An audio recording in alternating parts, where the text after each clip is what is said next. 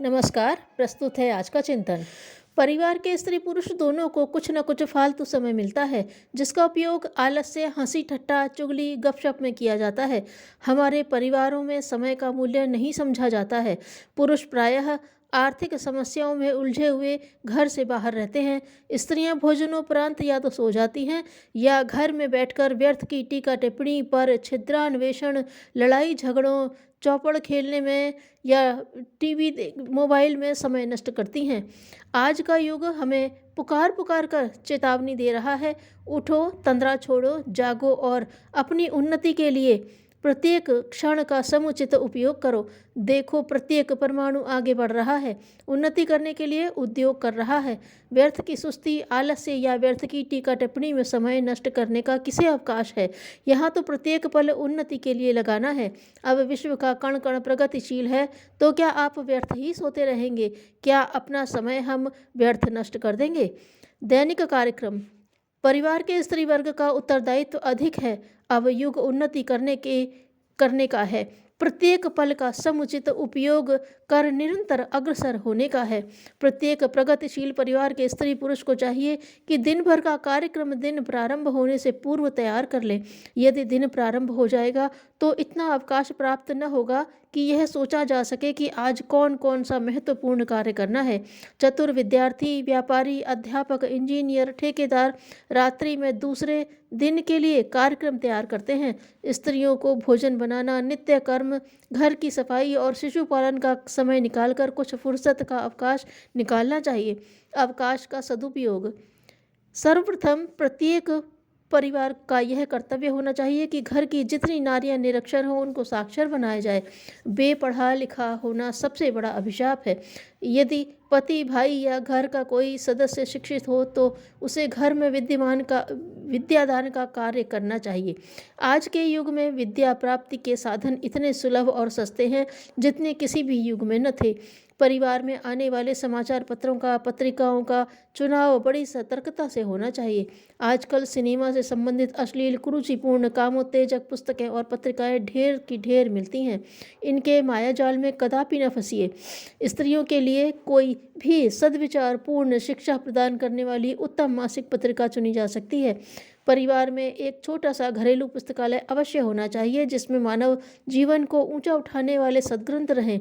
जो परिवार अच्छी स्थिति में है उनमें घर के लिए एक मास्टर की योजना रह सकती है जो अशिक्षितों को अक्षर ज्ञान कराकर उच्च स्थिति में पदार्पण कर सके। परिवार स्वयं एक पाठशाला है जिसमें प्रत्येक सदस्य को प्रेम और उत्तरदायित्व की शिक्षा प्राप्त होती है।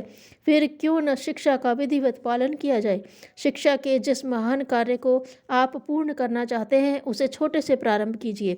एक छोटे से भाग को हाथ में लीजिए और उस भाग को पूरी सावधानी, दिलचस्पी और लगन से दृढ़ता पूर्वक करने का प्रयत्न कीजिए। जब आप परिवार से शिक्षा की बात कहेंगे तो वे संभव है इसे पहले न पसंद करें, पर बाधाओं से मत घबराइए।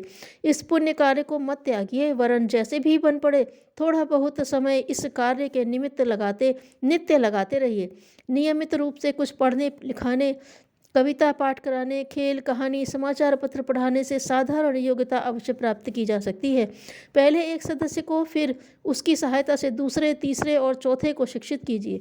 जिस आदमी को एक बार अपनी योग्यता पर विश्वास हो गया वह बड़े कठिन कामों में हाथ डालने लगता है और बड़े से बड़े कार्यों को सुगमता से संपन्न कर डालता है। विद्या ही आत्मा का भोजन है।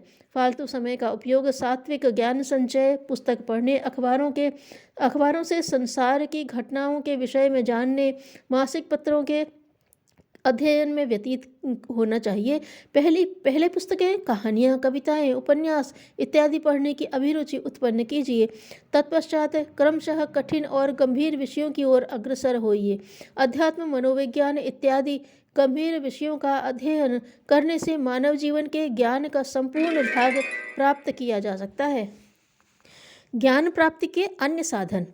स्वाध्याय से ज्ञान बढ़ता है। जो व्यक्ति पुस्तकें पढ़ता है वह उच्चतम ज्ञान के साथ अटूट संबंध स्थापित करता है।